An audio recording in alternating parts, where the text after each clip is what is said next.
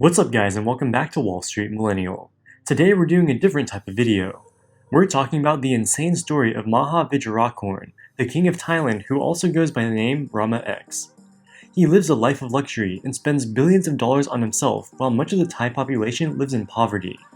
He has an estimated personal fortune of $40 billion, which is close to 10% of the country's GDP. Another way to measure his wealth is that it's equal to what an average Thai citizen makes in 5 million years. And what does he do to deserve his lavish compensation? In 2020, while his country was in the midst of a public health and economic crisis, he fled to Germany to stay in a luxury hotel with an entourage of 20 women. Some would say he does nothing for his country's people besides spend billions of dollars worth of their hard-earned money. He runs the royal activities solely for his own personal enjoyment. In this video, we'll go over how King Maha came to power and how he spends his money. Rama X is the son of previous king Rama IX and born in Bangkok in 1952. In 1972, he attended a Royal Military College in Australia, where he received military training and attended regular classes. After finishing his education, he joined the Royal Thai Army, where he served as staff officer for their intelligence department.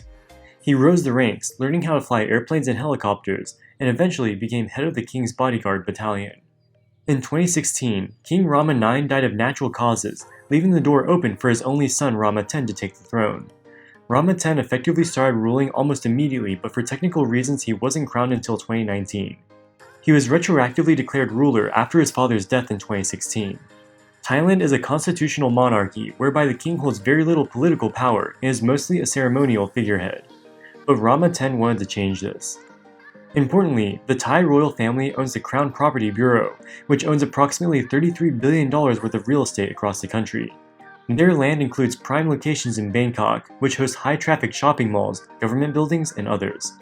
Every year, the Crown Property Bureau collects hundreds of millions if not billions of dollars worth of rent. Once in power, Rama X wasted little time in transferring billions of dollars worth of these assets into his own name. In 2016, he proposed new constitutional amendments which would give himself greater power. These changes allowed him to take full control over the Crown Bureau, and it was to be managed under his own discretion. He also appointed his private secretary as chairman of the entity, a position previously held by the finance minister. In addition to real estate, the Bureau also owns shares in publicly traded companies. In 2018, King Rama X transferred ownership of these assets to be held in his own personal name. He now owns a 23% stake in the industrial conglomerate Siam Cement Group and a 33% stake in Siam Commercial Bank, which is one of the nation's largest banks. These two positions combined are worth almost $10 billion. The actions of the king since he took power in 2016 have been nothing short of a national disgrace. He squanders hundreds of millions of dollars on personal consumption. It's hard to find media accounts of his activities, as criticism of the royal family is punishable by up to 35 years in prison. But the little information that we do have is more than enough to see what type of a person he is. Even before he took over as king, it was clear that he viewed his royal position of crown prince as a joke. In 2009, he appointed his pet poodle Fufu as the Air Chief Marshal of the Royal Thai Air Force. When the dog died in 2015, he commissioned a 4-day ceremonious funeral proceeding. Another area of controversy is his 5 separate marriages. His first marriage was with his first cousin, Princess Soamsawalu Kiriyakara in 1997. In 1993, he divorced her.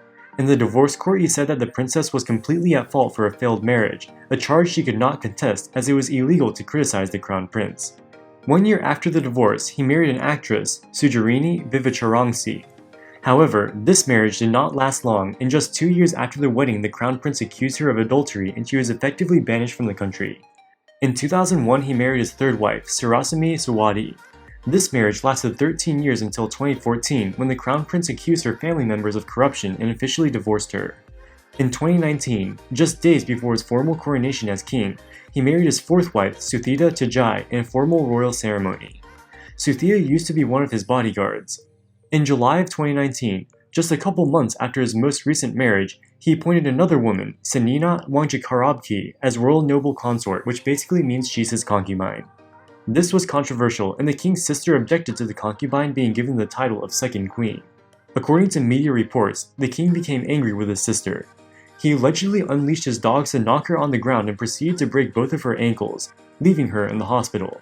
Of course, the king was never charged with any crime and there was never any formal investigation. The Thai media did not report on the incident as it is illegal to publish negative stories about the king. Based on the preponderance of evidence publicly reported by the international media, it's pretty clear what type of person the king is. He cares only about his personal wealth and satisfying his hedonistic desires. He has the temperament of a 5-year-old and throws temper tantrums whenever anyone criticizes him. And he hides behind his royal title to avoid facing any accountability for his actions. In the summer of 2020, tens of thousands of Thai citizens staged large protests against the parliament, which is controlled by the military and widely considered to be corrupt. The protesters demanded a new constitution, greater civil liberties, and importantly, reformation of the monarchy.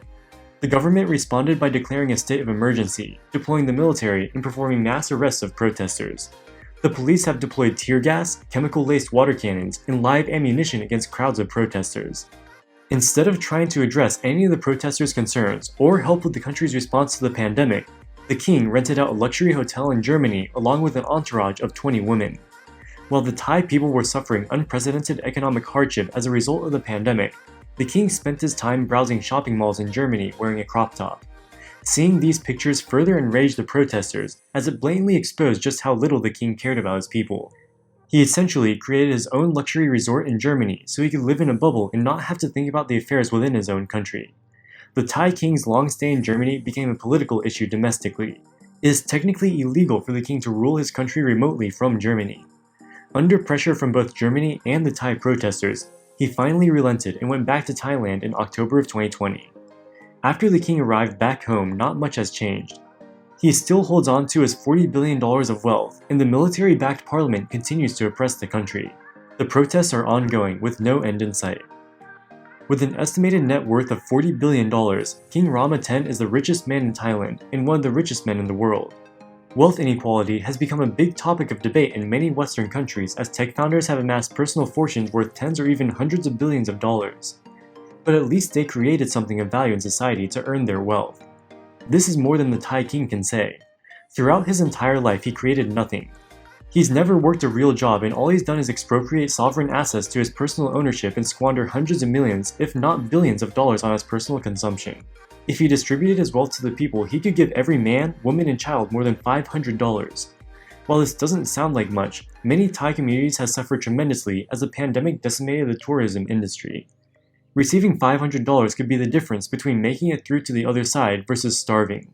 If the king could just give $39 billion to the people and keep $1 billion for himself, this would still leave him with more than enough money to buy anything a normal person could ever dream of for the rest of his life. Such an act could restore his reputation and likely satisfy many of the anti-monarchy protesters. The king will probably continue spending his money, and the military government will continue oppressing the people until they are overthrown. Since ancient times, governments have existed for the primary purposes of extracting tax revenue from its subjects for the benefit of the monarchies and government officials. The transition to a democratic government accountable to the people is a relatively recent phenomenon that is not guaranteed to happen. And it appears that Thailand still has quite a ways to go before it can achieve anything like this. Alright guys, that wraps it up for this video. What do you think about the Thai king? Let us know in the comments section below. Make sure to follow us on Twitter where we post about current events in the stock market. The link is in the description below. As always, thank you so much for watching and we'll see you in the next one. Wall Street Millennial, signing out.